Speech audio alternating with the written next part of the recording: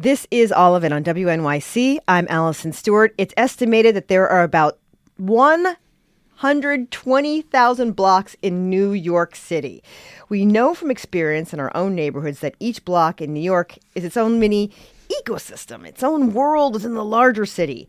Each block probably has some version of the dry cleaner, and then the bodega on the corner, and the people that you come to know as your neighbors. And perhaps that also has that one eccentric character who everyone knows and might recognize as the mayor of the block.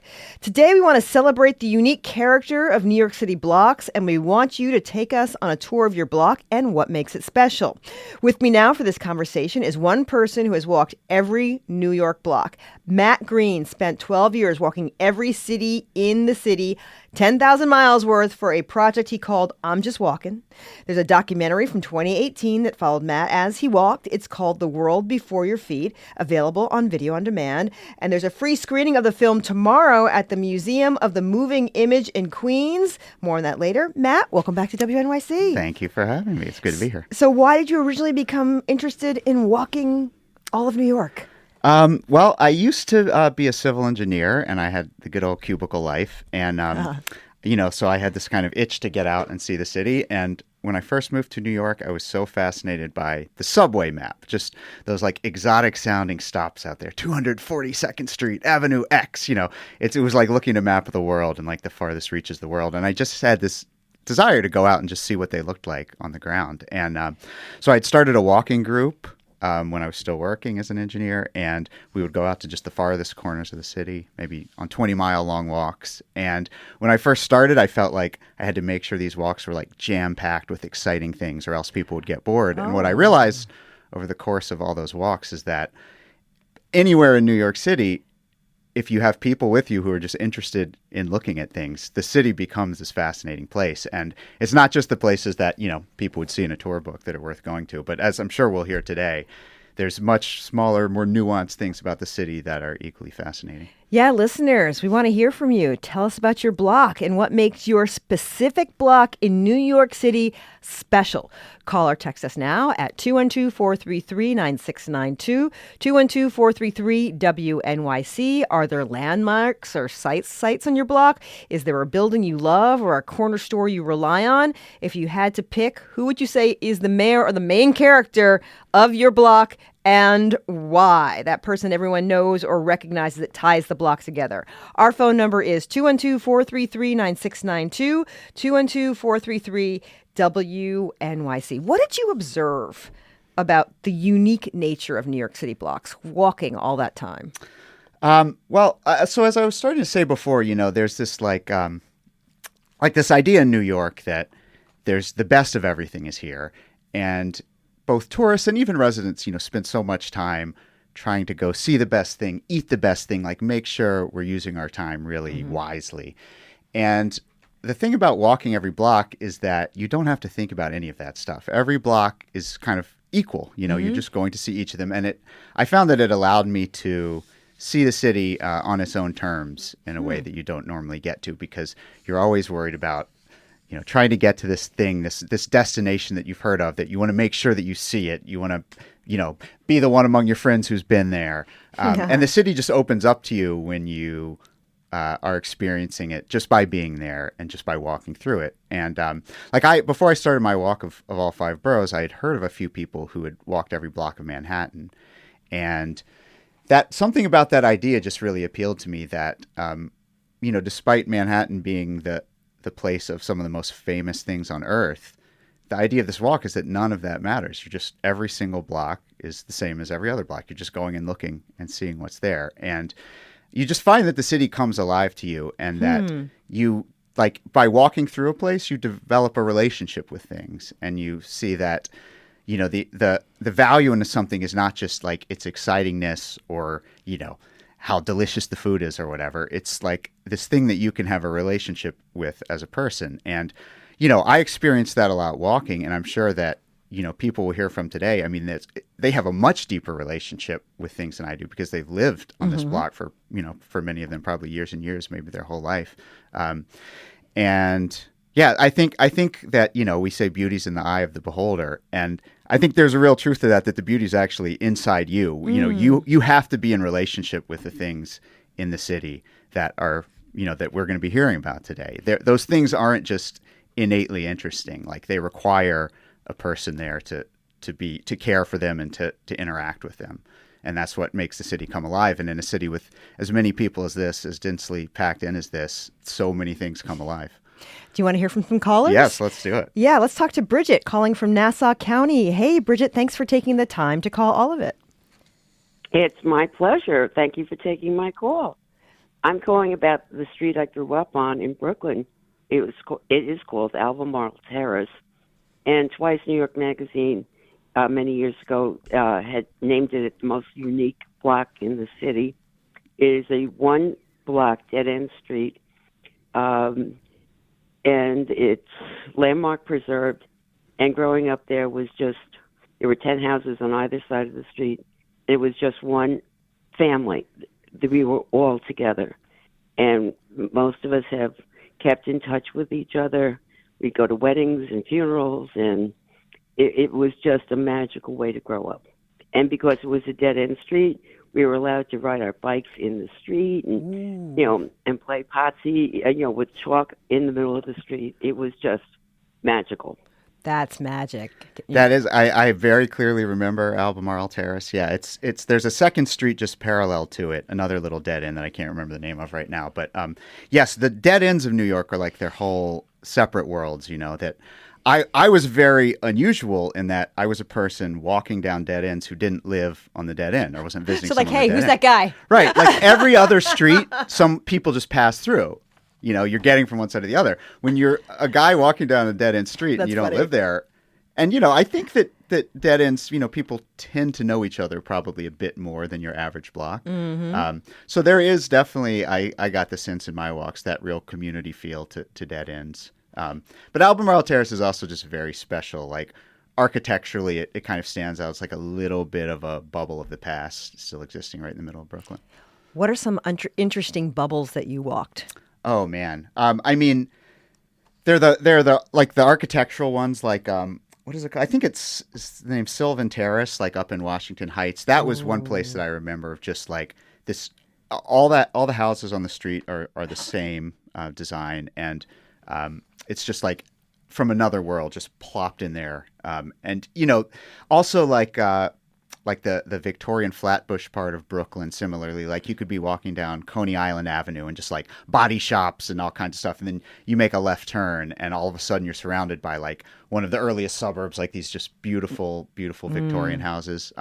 I mean, we have, lots of cultural Palmander bubbles. Walk, my friend lives there. Oh, yeah. There's always people who are like, Yes. Can I come in? We're like, nope. I mean, yeah, you have like the little bungalow streets of like Brighton Beach and Sheepshead Bay and the Bronx and Queens too. And then, we have so many cultural bubbles of like Chinatown or like the Hasidic neighborhoods where those are kind of the places where you could feel like you're not, that you are in another country. Oh, yes. And you wouldn't be 100% sure that you were wrong. Yeah.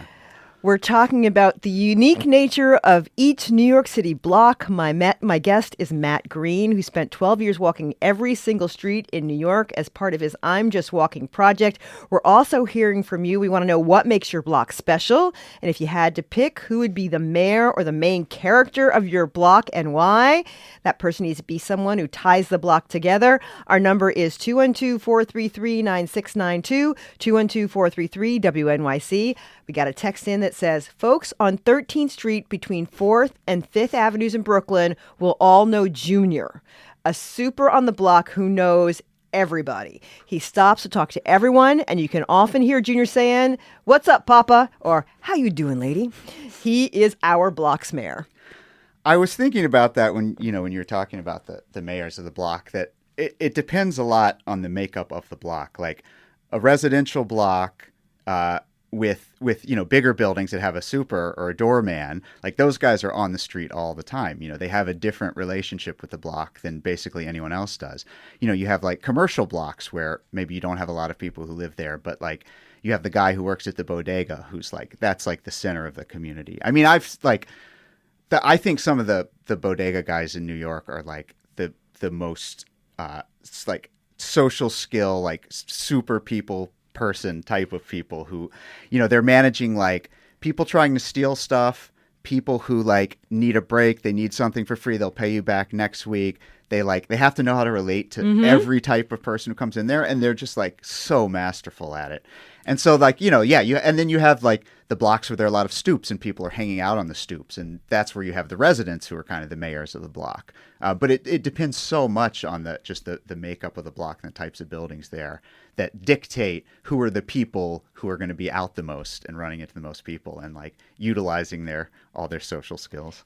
To your point, this text says, my neighborhood bodega, Zingoni's, I guess that's how I'm pronouncing it right, is definitely the mayor of my block. Family-run Dominic Zingoni knows everyone in the neighborhood. They let you run tabs, but if you're a really good customer, they will let you store a copy of your key with them so that if you lock yourself out, you can hit them up.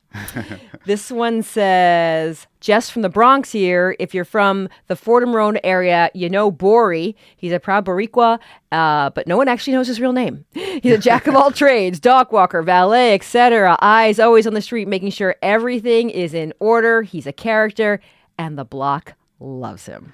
I don't know if anyone out there listening, another good sort of mayor of the block person could be your postal carrier. Who, they kind of know what's going on with a lot of people because they see the mail. They know who's, getting divorced. They know who's getting into college, all that kind of stuff. I mean, I've heard of tales of some of them who are, selling illicit substances to the people on their route. They're having extramarital relations with people. I mean, not, I'm sure that's a small minority, but yeah, I wonder if anyone out there has a real character as their postal carrier. We have a question for you, Matt. It says, how did your guest plan his walks? Oh, how did I plan? So, one thing that makes me, in some ways, very unqualified to be here today is that the whole time that I was doing my walk, I didn't have an apartment in New York. I was like couch surfing and cat sitting with different friends of friends. The network kind of grew over the years. And so I was staying in so many different parts of the city, often just for a few nights at a time. So I never really developed these kind of like deep relationships with the place that our callers have. But it did have the advantage of like letting me live a little bit in so many different parts of the city. And so when I would plan my walks, I would basically try to stay as close as I could to where I was living at the moment, for those few days. So in the early days of my walk, every bit of ground was virgin territory, and I could walk wherever as the years went on. And I sometimes had to, commute somewhere to get to the last blocks I had to walk. But I would just look at my map, basically see what I had filled in. I mean, I had like the digital equivalent of a paper map that you had highlighted all the streets of. And whatever was closest to where I was staying that day, I would draw out a map. I got pretty good at it over the years of, I never used like any kind of computer to tell me the most efficient route, but you kind of just get a hang for it over years and years of doing it, of how to relatively efficiently cover an area. So it was usually based on where I was staying, and that meant that in a given week or a couple of weeks, I could, easily be in all 5 boroughs. And, maybe I walk one neighborhood and I walk half of it, and then 7 years later, I'm back walking the other half. So, sometimes I would see things over time, or I'd cross through an intersection once and a decade later cross through it the other way and remember something about it from all those years ago. We are talking about the unique nature of city blocks in New York City. My guest is Matt Green, who spent 12 years walking every single street in New York as part of his I'm Just Walking project. We're hearing from you as well. We'll have more after a quick break. This is all of it.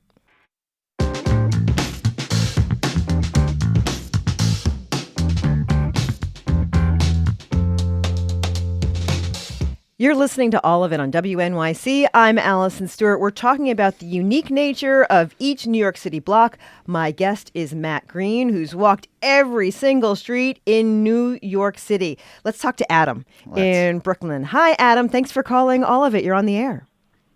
Oh, hey, Allison. Hi. Thanks for having me.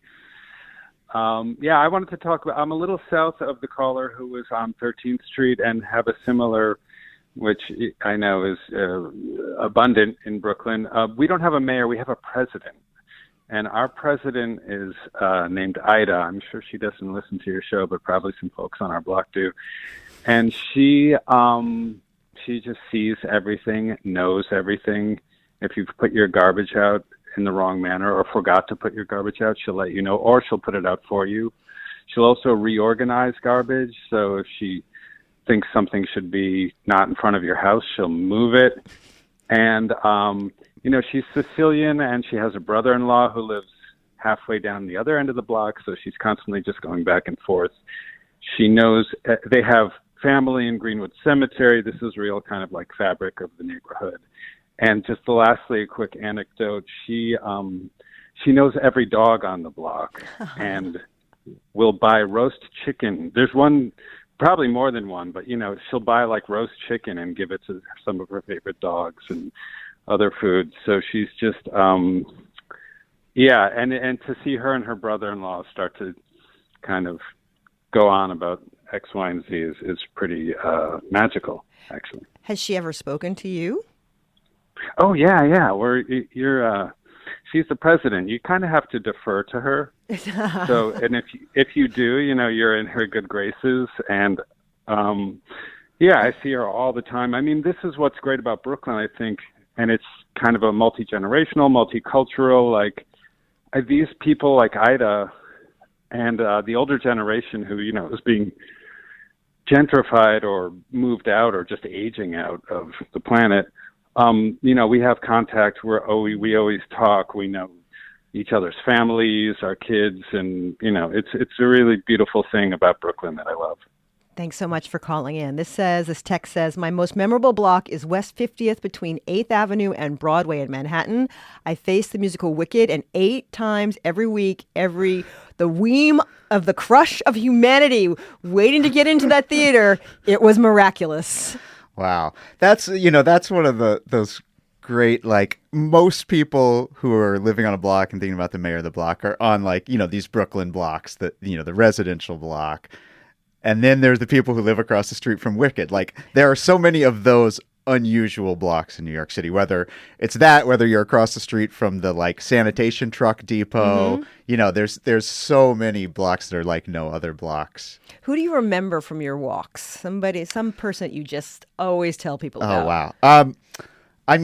So many different ones. One guy, this was kind of maybe the first sort of mayor of the block character I encountered in my walk, just the first kind of couple weeks of the walk. It wasn't exactly a block. It was in Inwood Hill Park. But sometime before, I'd been walking through that park. It's this beautiful, beautiful, beautiful park at the very northern part of Manhattan. And it's basically like a quite deep valley and 2 high ridges running along it.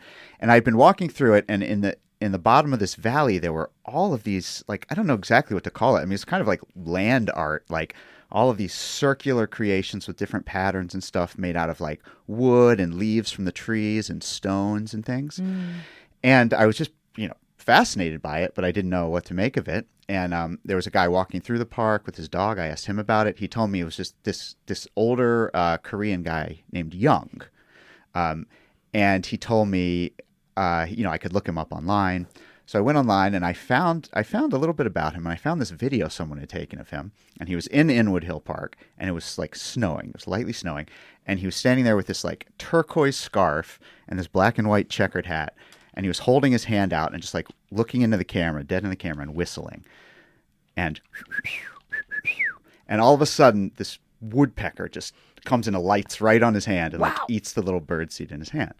So I have this memory, and then right as I'm starting my walk, I'm walking in Inwood Hill Park, and there are all these people gathered around a tree, and I ask them what they're looking at. There's an owl up in the tree, and they're all like showing each other. They show me where the owl is, and then I start to walk off, and these 2 older gentlemen come walking toward me, Korean looking, and one of them has this turquoise scarf on and this black and white checkered hat. And I'm like, oh my God, this is Young. And he and his friend had heard about the owl in the tree. I showed them where the owl was. And then he gave me this tour of all of his creations that he would work on every day. I think he had retired. I think he ran you had mentioned before, I think he ran a dry cleaner or a laundromat or something in the neighborhood. So he'd been a fixture in that way. But then in his retirement, he just became this like artist of Inwood Hill Park. And he just created these things that most people would just see as magic. They just appear there. But, if you happen there at the right time, you'd see him down there working on it. And, it was an interesting sort of contrast to Ida, who we just heard about, where there's so many different ways to be the mayor of your block or your park or whatever, right? Young had this very quiet sort of nature that drew people to him. I didn't sound that quiet.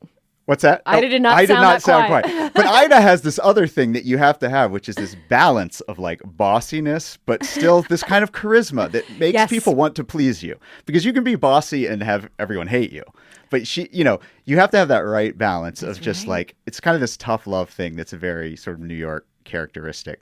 I've seen that also with the people maybe somewhat like Ida, who direct the traffic on alternate side parking day. They get out there and they make sure everyone's moved their car to the right spot. Hey, you get over here, get over there. Yeah, that's another kind of classic one.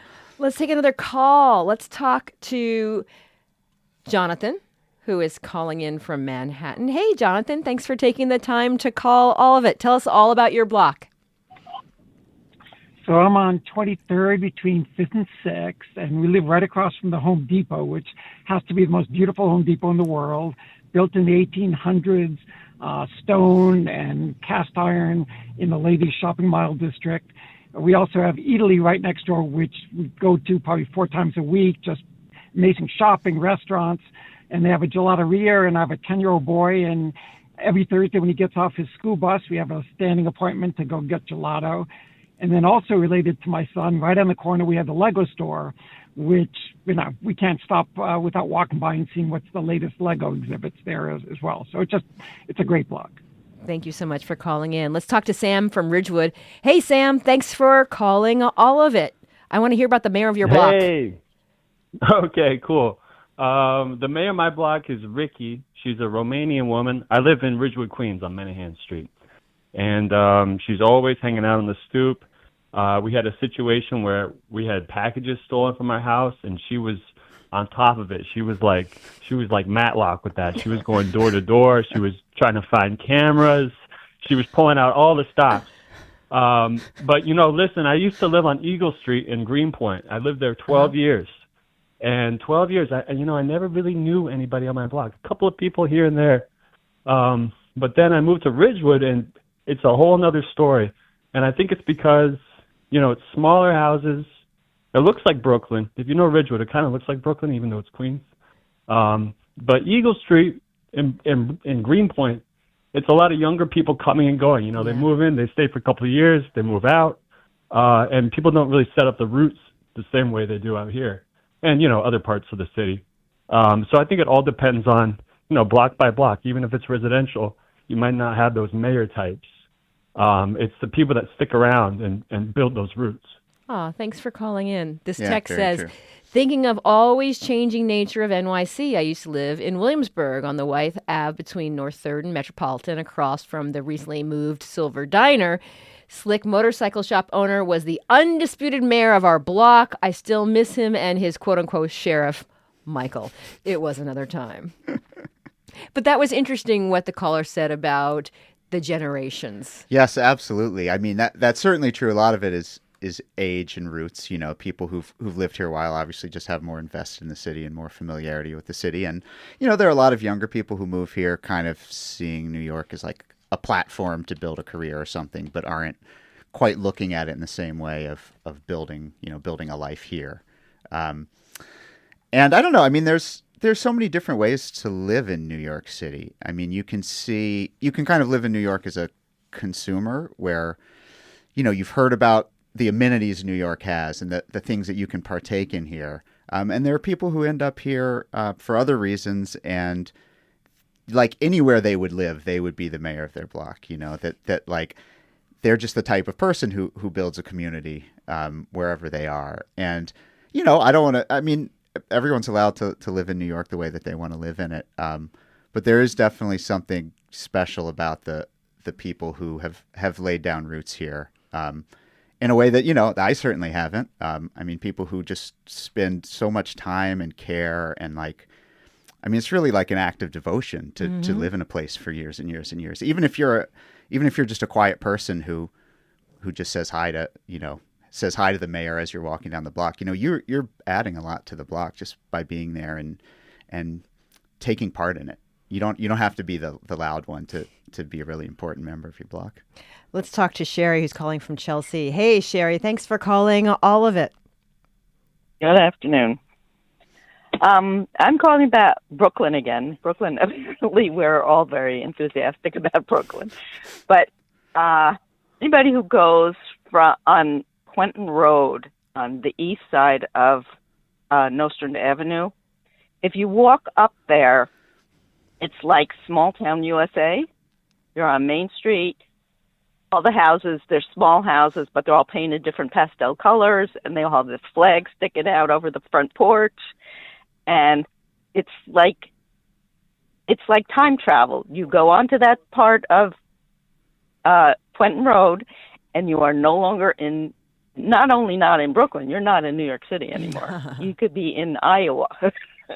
It's just like complete shift. Thank you so much for calling. I did want to get to this before we run out of time. There's going to be a screening of your documentary tomorrow at the Museum of the Moving Image, and there's a walking tour you're leading? Yes, it's a whole day of walking programming. The movie starts at noon. At 2 o'clock, there's a talk from a researcher about walking, the effects it has on your brain, and then at 3:30, we're doing a walk around the neighborhood, so come join us. It's all free. We got this text that said, I grew up on Jedwood Place in Valley Stream, and my grandmother was definitely the mayor of the block. She was an RN and the head of the nurses department at Franklin Hospital for nearly 50 years, so she patched up practically every person on the block. Amazing. Is there anything else you want to leave us with about walking New York City and what we should do and what we should observe? Yeah, well, I think the most important thing for me, that the kind of magic of walking every block, and not that you have to do that, but just it led me to realize the beauty of walking a place with no intention, no goal to get somewhere. Because once you're looking forward to getting to a place, everywhere in between you and that destination is kind of in the way.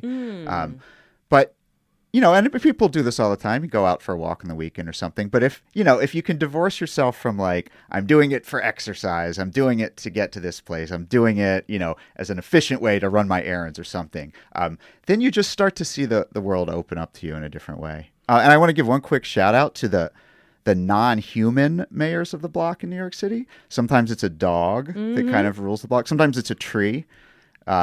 The wild turkeys of Staten Island are definitely the mayors of those blocks. So, yeah, I just want to make sure we're not being speciesist here. My guest has been Matt Green. He spent 12 years walking every single street in New York. His documentary is at the Museum of the Moving Image, The World Before Your Feet. That is tomorrow. Thanks for joining us. Thank you for having me.